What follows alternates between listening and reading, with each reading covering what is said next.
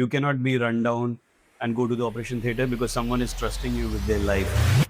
I've seen doctors who have a terrible work-life balance, and I've seen doctors who have a very good work-life balance. It is very important to switch off when you go home from your work.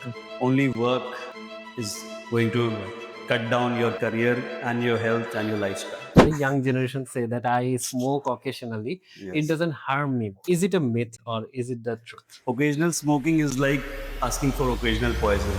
The vaping is much more safer than smoking. E-cigarette was designed by a Chinese scientist called Hong Lim in 2003.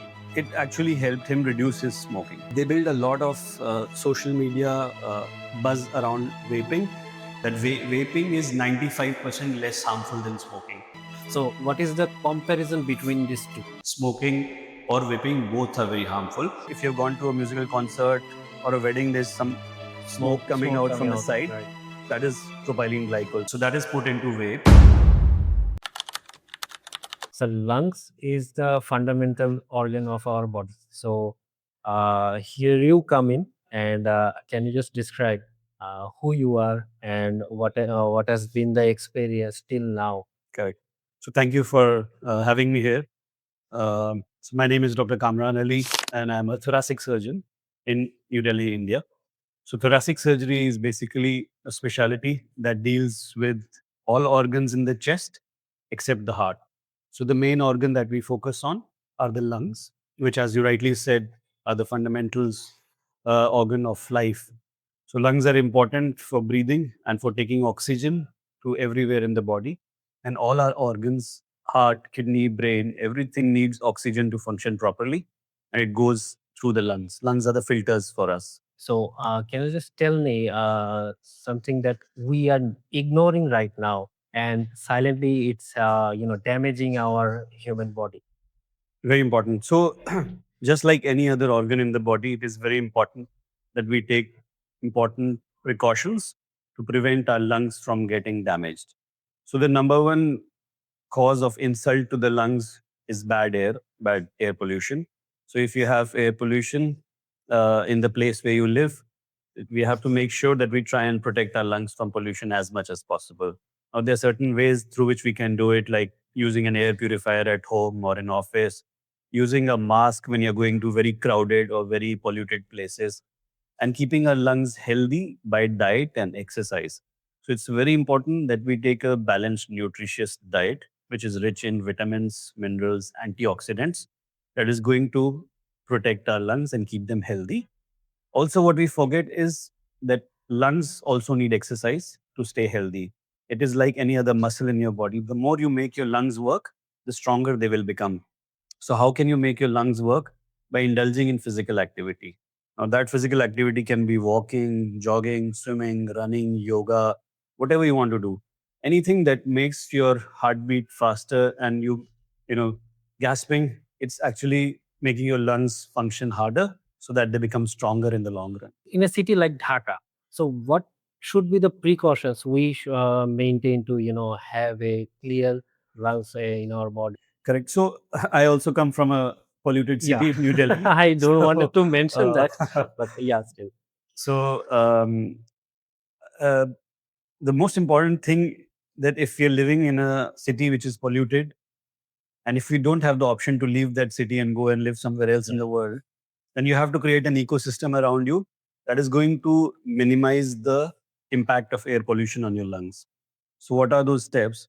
So, number one is to invest in a good air purifier. And that air purifier should be specially important for people who are elderly, aged patients, and young kids, because their lungs are most susceptible to damage by air pollution. So if you have kids at home, elderly people at home, you must have an air purifier.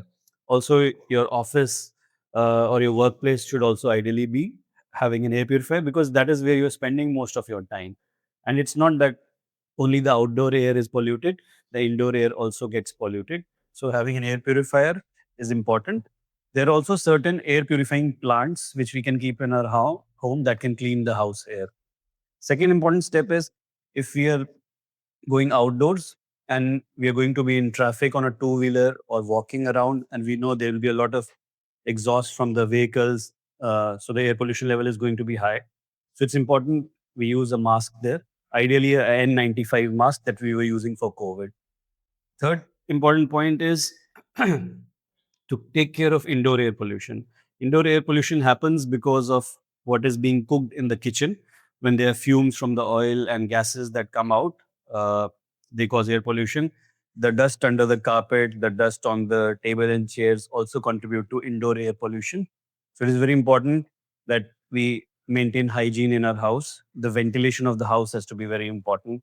If you're using air conditioners, it's very important to get them serviced regularly because air conditioner is another source.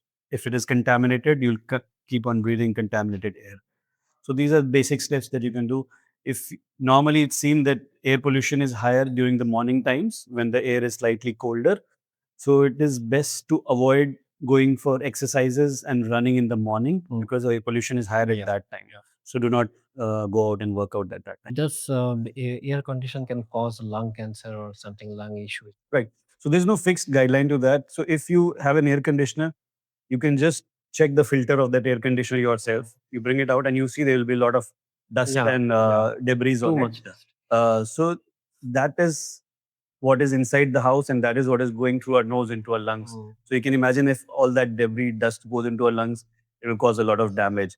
So anywhere between 3 and 4 months, we should get the air conditioner serviced if it is being used throughout the year. But if you have a temperature that's going to be winters and you're not going to be using, then maybe 4 or 5 or 6 months. But if you're using it continuously, then every 3 months it should be serviced. Also with air purifiers, even if you have air purifier at home, it does not mean that it is going to work endlessly without servicing. Just like any other machine that also requires servicing, it requires change of filter regularly so that the air that you're breathing does not give you a false impression that you have an air purifier, everything is okay. That machine also requires service. I want to know more about yourself. You have been through the surgery cases all the time, right? You also have a family, so it doesn't, bother your family and work-life balance. It's a very important question. I think for all professionals, not just doctors, work-life balance is very, very important. And especially if you're working in a high-performance field like surgery, where you're supposed to perform, it's just like performance in a match by a player or by performance of a singer during a concert. It's almost similar to that. You go into an operation theater, you have a lot of responsibility on your shoulders, and it is very important that you deliver your best. You cannot be run down and go to the operation theater because someone is trusting you with their life. So it's very important that you go there with the best frame of mind. And if you don't have a good work life balance, it's very unlikely that you will do that. So, of course, it is a conscious decision how you maintain your work life balance. I've seen doctors who have a terrible work life balance, and I've seen doctors who have a very good work life balance. And I try to be on that side. So, I would suggest doing anything that gives you peace of mind. For me, that is spending time with my daughter, with my wife, going out and playing football with her, music. I play guitar, I sing sometimes. So that gives me a lot of peace. It is very important to switch off when you go home from your work. Although in medical field it is very difficult because you're constantly getting calls, etc. But you should train your mind to not only think about things because you have a team. If you have a good team, they can take care of stuff. And whenever you're required, you can be there. But switching off when you go back home from work is important. And using your spare time for something that gives you happiness, something that gives you peace. It can be cooking, it can be watching movies, it can be listening to music, it can be going for a walk, going to the gym. Anything that gives you happiness should be a part of your life. Only work is going to cut down your career and your health and your lifespan. Occasional smoking, the people say, the young generation say that I smoke occasionally, it doesn't harm me more. So, sir, is it a myth or is it the truth? So it is a big myth in capital letters. Okay. So occasional smoking is like asking for occasional poison. Okay. Would you have occasional poison once in 2-3 days? No. So smoking is just like that. It's actually poisonous. There's not a single organ in the body which smoking does not affect. It affects everything from your brain to your bones, everything. So if there's one advice that I can give to people as a lung surgeon is that you should stay away from smoking. It cuts down your life, gives you all kinds of cancers, causes a lot of inflammation in the body. So it's something that no one should be doing, even occasionally. So, so the new generation, they are having the vape as an Yes. alternative of the smoking. Right. So they say, and many of the millennials also say that vaping is much more safer than smoking. So is it true or is it not? So, if in a single word, it's not true. See, so vaping, if you go back in the history of vaping, vaping was designed to make people quit smoking. So, vape was designed, or e cigarette was designed by a Chinese scientist called Hong Lim in 2003. And he did it for himself. He was a chronic smoker and he wanted to quit. So, he wanted to devise something that will help him quitting. So, he devised an e cigarette, and it actually helped him reduce his smoking. By 2007, e-cigarettes reached Europe and US markets also. And at that time, surprisingly, the trend of cigarette smoking was going down. So the tobacco companies were very worried that, if people stop smoking, we'll lose a lot of business. It's a very strong industry, $800 billion Right, industry. right. So they were very worried that if people stop smoking, they will be at a loss. So what they were thinking was how to make smoking attractive, especially to the younger generation. They got the e-cigarette. So then they modified the e-cigarette into a very fancy gadget. It looks very fancy. It is bright colors, very good designs, gadgety, and they introduced a lot of flavors like chocolate, mint, banana. Their main goal was to target a younger population because cigarette production was going down, cigarette consumption was going down, and they kind of succeeded in that. And they built a lot of social media you know buzz around vaping, and how they marketed it was that they got involved with some people and published a report that vaping is 95% less harmful than smoking. This was a statement published in the journal in England in 2015. And when people read that, they said, oh great, now we have something that is 95% less harmful, let's start doing that. But they did not read the whole study properly.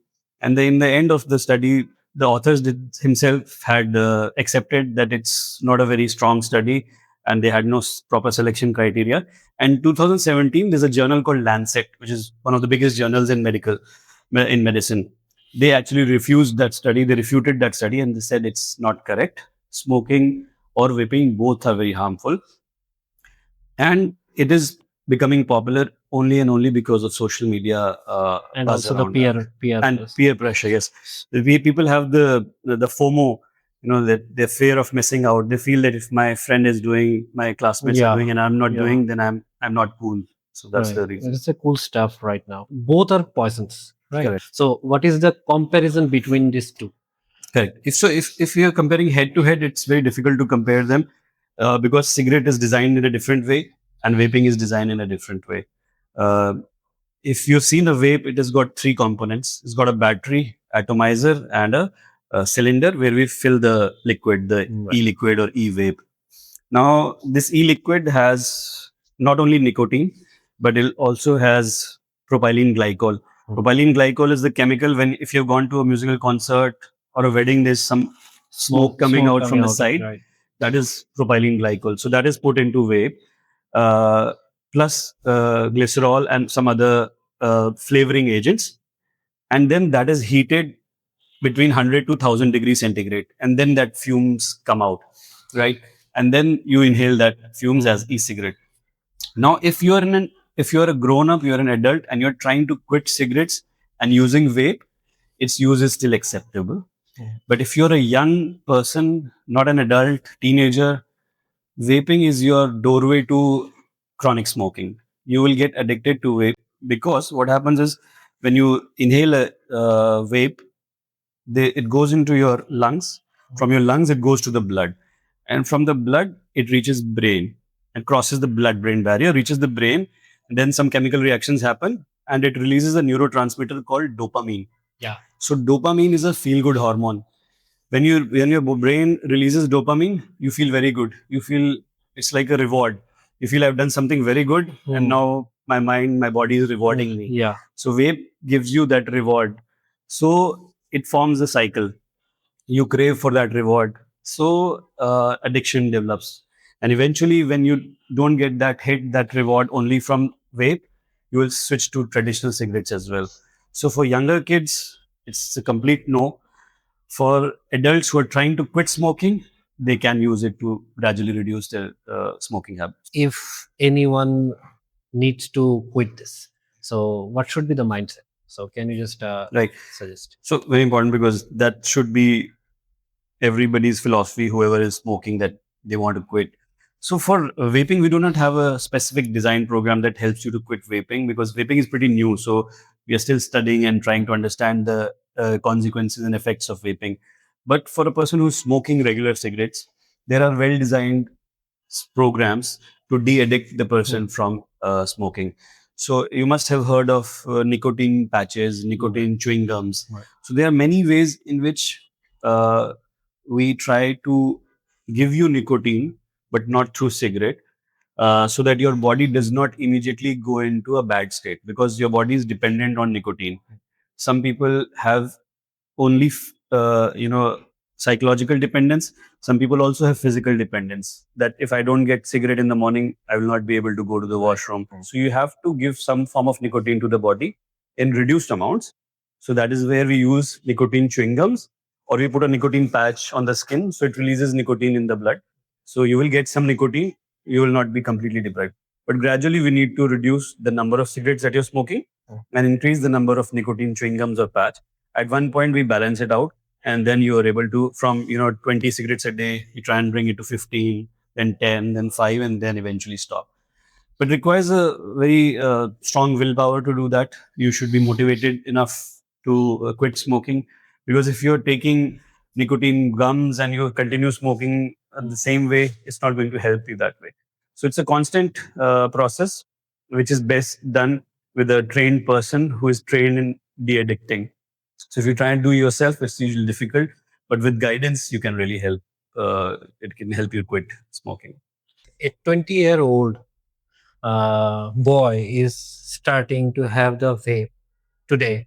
After 5 or 6 years, what will be, or 10 years in term, so what will be the consequences he'll be facing? So the first part of your question is that 5, 6 years down the line, irrespective of whether male or female, what would be the consequences of vaping? So as I said, vaping is pretty new. It's not, its effects are not as well documented as smoking. But there are enough studies that say that vaping can cause many issues like lung inflammation, leading to bronchitis. It can exacerbate or aggravate patients who have bronchial asthma. In So whenever we study the effects of anything, we don't directly test on humans. We test it first on animals. So for vaping, there was a lot of animal study. So they chose mice, and for many weeks together, they gave a group of mice vaping smoke. So they got vape smoke for a long time, long time, long time, and then they analyzed the mice, and they found that a significant number of mice had developed a form of lung cancer, and a significant number of mice had also developed a precursor of bladder cancer, urinary bladder cancer. So now we can extrapolate these studies to humans, that if it is causing it in animals, then it is likely that if you continue vaping for a long time, there is a possibility that you will develop lung cancer or different other forms of cancer. It is not yet proven in humans, but in animals, it's already been proven. It also causes a very significant disease called popcorn lung. It's popcorn lung. It's bronchiolitis obliterans. It happens because of one of the chemicals of vape. Some vape, some vapes also have THC. THC is the component which you have in weed, marijuana. So some people are using vape with THC. So that also causes a lot of lung inflammation, lung scarring, lung fibrosis. So 5, 6 years down the line, they're sure to affect. I'm sure they will have some effects on their lungs. Um, Now, females are at higher risk um, with the bad effects of smoking or pollution or vaping. Why? Because unlike males, they also have another organ in their body for childbirth, reproduction. So it is known that smoking, air pollution, vaping also affects fertility. So the chances of conceiving may reduce. If they conceive, there are chances that if in pregnancy they continue vaping or smoking, it can have deleterious effects on the newborn child or the unborn child. So for female, it's an extra danger because they already have lungs and heart and bladder and kidney, but they also have reproductive organs. If I compare to India to China, I had some research that 10 years back they had the worst air quality. Yes, Right. that's right. So they have comprehensively taken some steps to reduce this to increase their air quality, and they have done that. Uh, from a specialist like you, I want to ask that what are the measures should we take as a citizen, as a government, or a country that can increase our air quality? So I think very importantly, air pollution is something that has to change from the government end majorly because they are the policy makers. They are the ones who are going to make laws. So what happened in China 10 years, if you have visited, as you mentioned, Yeah. Beijing was one of the most polluted cities in the world Right. 10, 15 years ago.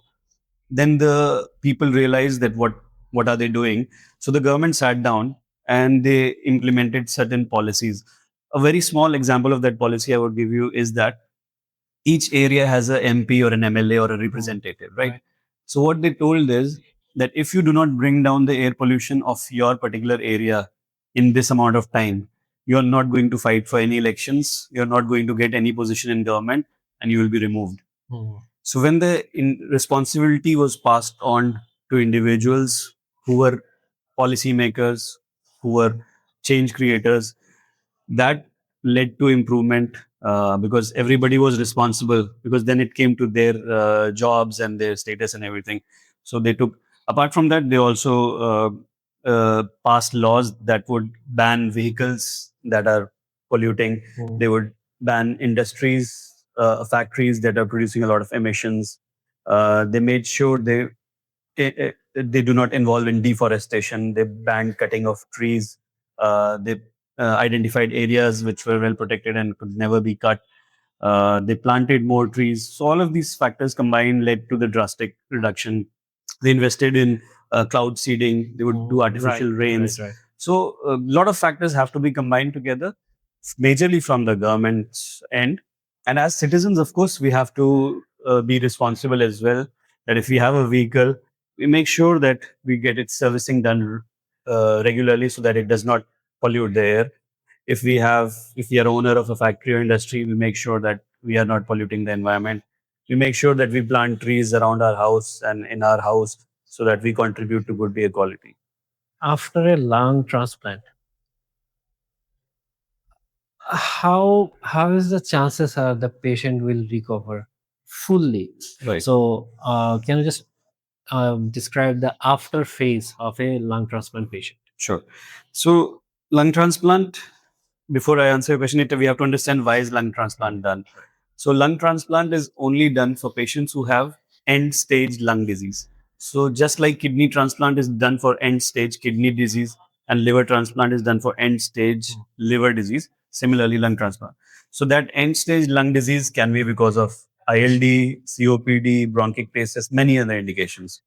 But the bottom line is, whenever your lung fails to do the function for which Allah created it, it means it is end stage lung disease, which means the function of lungs is to take in oxygen, bring out carbon dioxide, and get that oxygen everywhere in the body. So if your lungs fail to do that, it means it's an end stage lung disease. And these patients typically are dependent on oxygen 24 hours of the day. So they cannot go to the washroom without oxygen, they cannot eat without oxygen, they cannot walk without oxygen, and most of their life is spent on bed. So when such a patient undergoes lung transplant and their bad lungs are replaced with a fresh pair of lungs. Now these pair of lungs cannot be donated by any relative, unlike liver or kidney. Right. Yeah. This has to be come from a dead person, a brain dead person. So the usual donor is a person who has had a road traffic accident and they have a irreversible brain injury. The brain is dead, but their other body organs are working fine. They donate. and that's where the lungs come from. So if we replace it from those new lungs, healthy lungs, the patient is going to have almost the same life that he had before he got the disease. So they will be off oxygen, they will be able to walk, they will be able to run, they can run marathons, they can climb mountains, and their survival will also improve After transplant. after transplant. So there's a the place where I trained for lung transplant is in Austria, Vienna, and if you read the newspapers or search the internet, you will find that Vienna's lung transplant survivors climbed Mount Kilimanjaro. So it's a very big news. We think that we'll not be able to even walk Right. to our neighborhood shop, but they've actually climbed mountains. So it's all in the mindset. So if you do a good transplant, you have a good post-transplant outcome. I'm not saying all transplant patients will do extremely well. It is a very complicated surgery. Some patients will have complications, but if your body tolerates the transplant well, you can lead a almost near normal life. So transplant happens from the organ is delivered from a dead brain dead person. That's right. If I say that dead person used to smoke, was alcoholic, and having stuff that a human shouldn't be. Shouldn't be. So, will this affect the recipient? So before we accept a donor for lung transplant, we have to run certain quality checks.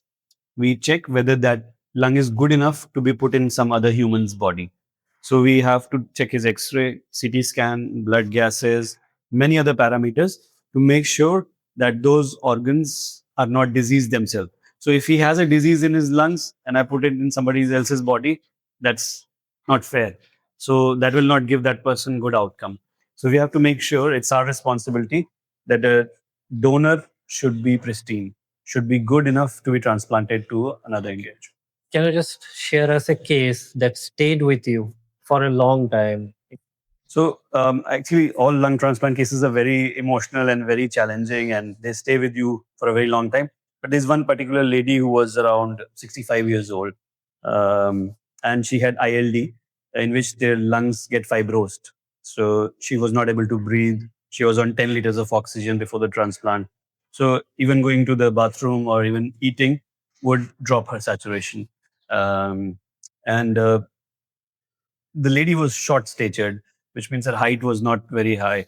So the problem with short statured people is that we are not able to find suitable lungs for them. So if you're below 5 feet, the average height in India is around 5'5", 5'4". Right, right. So and lungs have to be size matched. You cannot put a Okay. 7 feet patient's lung into a 5 feet body because the chest cavity is of a fixed size. Unlike liver and kidney, where size does not matter, lung is size matched also.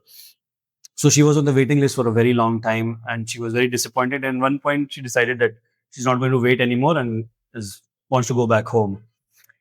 And as luck would have it, God was kind enough and we found matching lungs for her. And we did the transplant. Um all went well. So after transplant, when we bring back you to the ICU, you're on a ventilator. Okay. So you must have seen a ventilator. There's a tube that goes into your lungs and you're connected to a machine. Till we make sure that the new lungs are functioning fine, we do not remove that ventilator. So for her on, I think day 2 or day 3, uh, we checked everything. Everything was fine. And we decided that we are going to remove that endotracheal tube and disconnect from a ventilator. And of course, as soon as we disconnect the ventilator, the patient has to breathe for the first time in their life with the new lungs. And it is a very different experience for everyone. And as soon as we removed that, she started crying. And she said, "This is the best breath I have ever taken in my life." And that was very emotional for all of us because you can understand if somebody is dependent on oxygen for 5 years, 10 years, how bad they would feel. And breathing freely for the first time after transplant uh, was very magical for us as well, although we do it very regularly. But that patient's tears just stayed with us, and we were happy that she was disappointed and going back home, but eventually she found lungs, got transplanted. Cancer gives symptoms Yes. earlier, long earlier, but we ignore it at the last stage when it is, itching more. Then we go for the diagnosis or something like that. For the lung issue, so what symptoms shouldn't be ignored? So Very important. Um, Lung cancer, unfortunately, 90% of the cases are detected in late stage. Although it is the most common cancer of males and female combined, Right. but 90% will be in stage 3 or stage 4 when we cannot do much about it. And lung cancer, if detected early, can be completely cured. So, signs and symptoms that you should not never ignore are: number one, if you have undue breathlessness. For example, if you live on the second floor and you climb second floor with no discomfort, but recently you noted that just climbing second floor also makes you breathless. You have to sit down, regain your breath. So that is number one. So undue breathlessness, which is new. Number two is chronic cough that lasts more than 3 weeks. 3 weeks. Yeah. So if you have cough, you take medicines, gets better, fine. But if you have cough and you took medicines, but it's been 3 weeks, it's not getting better, you have to see a doctor. He needs to evaluate for two very important things: lung cancer as well as tuberculosis.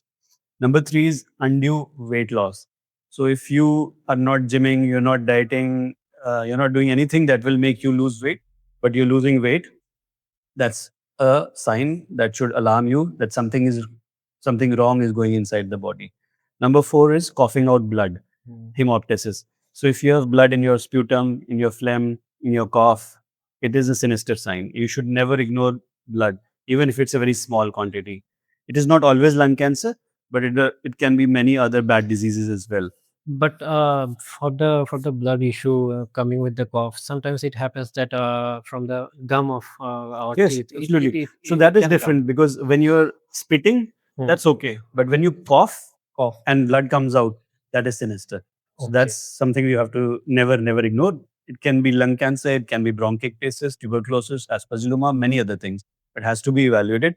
But sometimes you can have a massive bleeding and you may not even reach the hospital. The fifth important sign is change of voice. So if you feel that recently your voice has changed permanently, like you feel your voice has become very heavy or very hoarse, that is alarming because it happens in lung cancer because of involvement of a nerve of the voice box.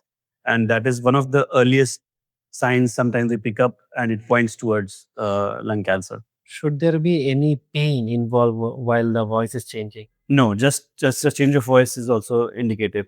I mean, change of voice can happen because of problems here also, but it's also one of the reasons you pick up lung cancer early. And the last sign is undue chest pain. So if you're having a lot of chest pain or back pain and it is not settling with painkillers, it means there's something wrong. Something is pushing or pressing against your chest, and you need to do a chest X-ray or a CT scan. And all these signs and symptoms become more important in two situations. One, if you are a smoker. Number two, if you have a family history of lung cancer.